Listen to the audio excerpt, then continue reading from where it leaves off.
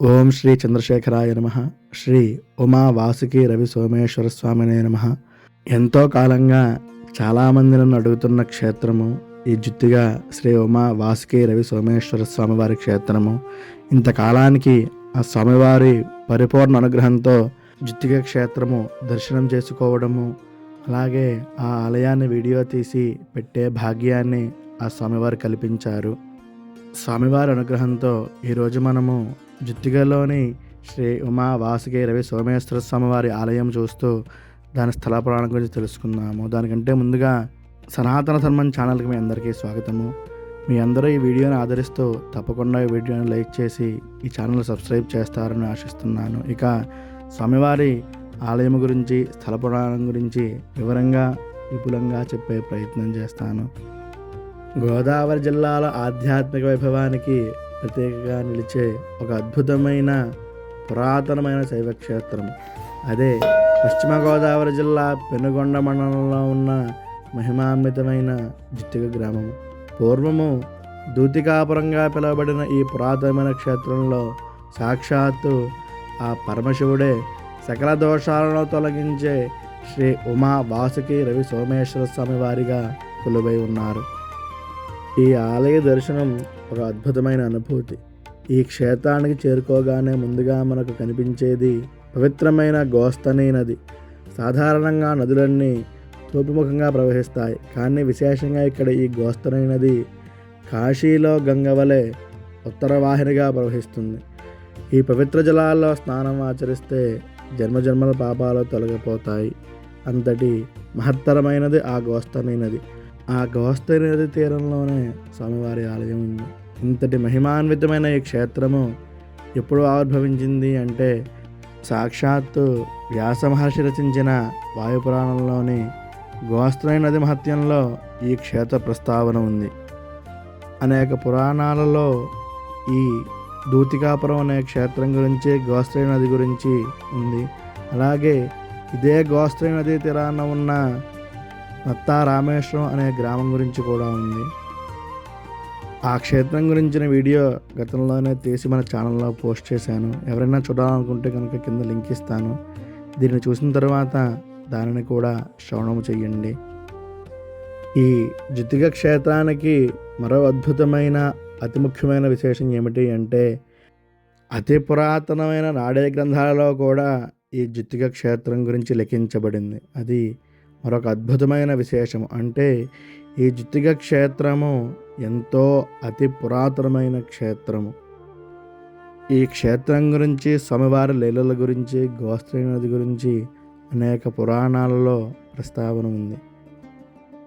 ఈ అద్భుతమైన క్షేత్ర ఆవిర్భావం వెనుక త్రేతాయుగం నాటి ఒక మహాఘట్టం దాగి ఉంది. ముల్లోకాలను జయించాలి అన్న అహంకారంతో రావణాసురుడు సర్పరాజు అయిన వాసుకిని, లోకబాంధవుడైన సూర్యుడిని, అమృతకరుడైన చంద్రుడిని బంధించి తన రథాన్ని లాగమని తీవ్రంగా అవమానించాడు. ఆ భారాన్ని భరించలేక బ్రహ్మదేవుడు శరణు కోరిన వారు ఆయన ఆనతి మేరకు ఈ పవిత్ర గోస్తని నదీ తీరాన్ని చేరుకున్నారు. భక్తి శ్రద్ధలతో శివలింగాన్ని ప్రతిష్ఠించి కఠోరమైన దీక్షతో తపస్సు చేశారు. వారి ఆర్తన విన్న ఆ బోళాశంకరుడు దయతో ఇక్కడ స్వయంభూగా వెలిశారు. వాసుకి రవి అంటే సూర్యుడు, సోముడు అంటే చంద్రుడు ప్రతిష్ఠించి పూజించిన ఆ మహాలింగమే కాలక్రమంలో శ్రీ ఉమా వాసుకి రవి సోమేశ్వర స్వామి వారిగా స్థిరపడి భక్తుల కోరికలు తీరుస్తున్నారు. అనంతర కాలమందు శ్రీ మహావిష్ణువు శ్రీరాముడై జననము పొంది రావణాదులను నశింపచేశాడు. రాముడు కాలముపై గ్రంథములో భిన్నాభిప్రాయాలు ఉన్నాయి. కొందరు ఈ 28వ కల్పంలో శ్రీరామ జననము జరిగి 9 లక్షల సంవత్సరాలు అయినదనియు, మరికొందరు 24వ కల్పంలో శ్రీరాముడు జన్మించి 1,80,00,000 సంవత్సరములు అయినదనియు చెప్పుతున్నారు. సృష్టి ఆది నుండి నేటి వరకు రావణుడు 7 సార్లు అవతరించాడు అని పురాణాలు చెబుతున్నాయి. గోదావరి నది కన్నా పురాతనమైన ఈ గోస్తని నది ఒరిస్సా రాష్ట్రంలోని బస్తరు జిల్లా ధేను పర్వతం నందు జన్మించి 4 పాయలై ఒక పాయ దూతికాపురం మీదుగా అంటే ప్రస్తుతము చుత్తిగా అని పిలువబడుతున్న దూతికాపురం మీదుగా ఉత్తర వాహినిగా ప్రవహించి కాళీపట్నం వద్ద సముద్ర సంగమం చేయుచున్నది. ఇట్టి పవిత్రమైన గోస్తని నదీ తీరమున వెలిసిన శ్రీ ఉమా వాసుకి రవి సోమేశ్వర స్వామి వారి స్థల పురాణం ఇది.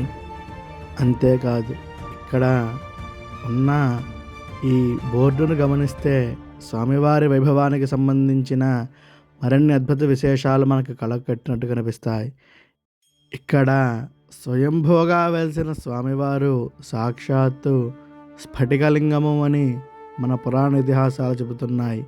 ఆనాడు ఆ స్వామివారి అంతులేని మహిమలను స్వయంగా అనుభవించిన ఎంతోమంది రాజులు మహారాజులు ఈ క్షేత్రాన్ని దర్శించుకొని తరించారు.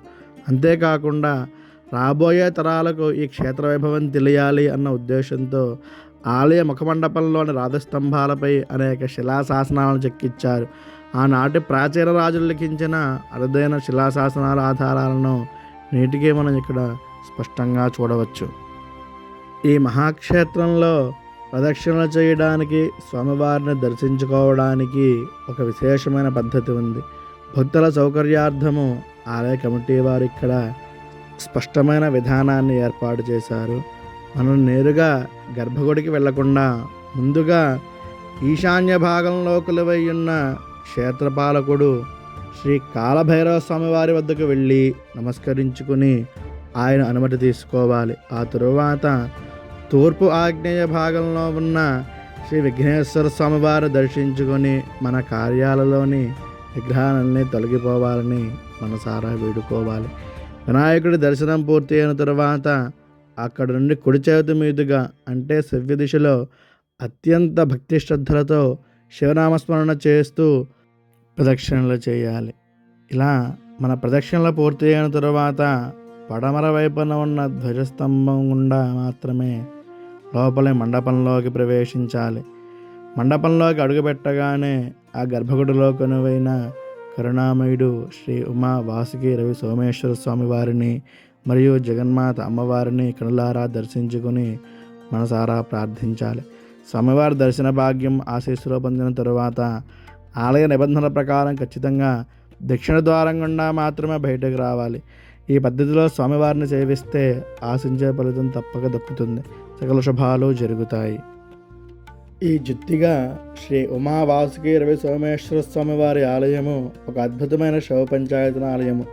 ఇక్కడ ప్రదక్షిణ క్రమంలో అడుగడుగున ఎన్నో ఉపాలయాలు మనకు దర్శనం ఇస్తాయి.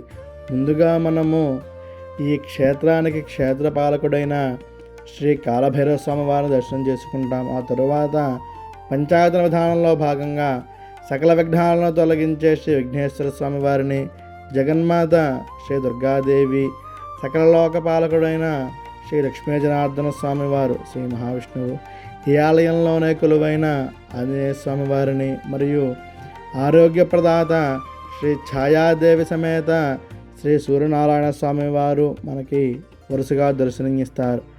ఇదే ప్రాంగణంలో ఈ గ్రామానికి ఆ పేరు రావడానికి కారణమైన శ్రీ దూతిక అమ్మవారి ఆలయం కూడా ఉంది. మరియు నవగ్రహ మండపము, ఇక్కడ గోశాల, అద్భుతమైన బావి మనకి దర్శనం ఇస్తాయి. ఈ ప్రధాన ఆలయానికి ఆనుకుని ఉన్న ప్రాంగణంలో అత్యంత శక్తివంతమైన శ్రీ కంచి కామాక్షి అమ్మవారి ఆలయము మరియు శ్రీ వల్లి దేవసేన సమేత సుబ్రహ్మణ్యేశ్వర స్వామివారి ఆలయాలు మనకు దర్శనం ఇస్తాయి. సుబ్రహ్మణ్యేశ్వర స్వామివారి ఆలయం పక్కనే పవిత్రమైన చంద్రపుష్కరిణి కూడా ఉంటుంది. ఇక ఈ ప్రాకారంలో చుట్టూ దర్శనం పూర్తి అయ్యాక పడమర వైపు నుండి లోపలికి మండపంలోకి వెళితే అక్కడ శ్రీ ఉమా వాసుకి రవి సోమేశ్వర స్వామి వారిని అమ్మవారిని దర్శనం చేసుకుని స్వామివారి అనుగ్రహం పొందగలము. ఇది జుత్తిక గ్రామంలో కొలువై ఉన్న శ్రీ ఉమా వాసుకి రవి సోమేశ్వర స్వామి వారి అతి పురాతనమైన మరియు పంచాయతన ఆలయము మరియు స్థల పురాణము, ఆలయ విశేషాలు. అవకాశం ఉన్న ప్రతి ఒక్కరూ కూడా తప్పకుండా వారి జీవితంలో ఒక్కసారైనా దర్శించుకోవాల్సిన అతి ముఖ్యమైన ఆలయం ఇది. వెళ్ళి తప్పకుండా దర్శనం చేసుకోండి. ఈ వీడియో చూస్తున్న అందరికీ కూడా చిన్న మనవి, తప్పకుండా ప్రతి ఒక్కరూ ఈ వీడియోని లైక్ చేసి ఈ వీడియోని మీ బంధుమిత్రులతో తప్పకుండా షేర్ చేయండి. ఇలా మీరు చేస్తే నేను ఇంకా మరిన్ని ఆలయాల వీడియోలు అవన్నీ కూడా చేసే అవకాశం ఉంటుంది. కాబట్టి వీడియోని చూసి వెళ్ళిపోకుండా ఖచ్చితంగా ఈ వీడియోని లైక్ చేసి దీనిని మీ బంధుమిత్రులకు కూడా తప్పకుండా షేర్ చేయండి. అలాగే వీడియో కింద ఈ స్వామివారి నామాన్ని కింద కామెంట్ రూపంలో తెలియజేయండి. చంద్రశేఖర పాహిమాం, చంద్రశేఖర రక్షమాం.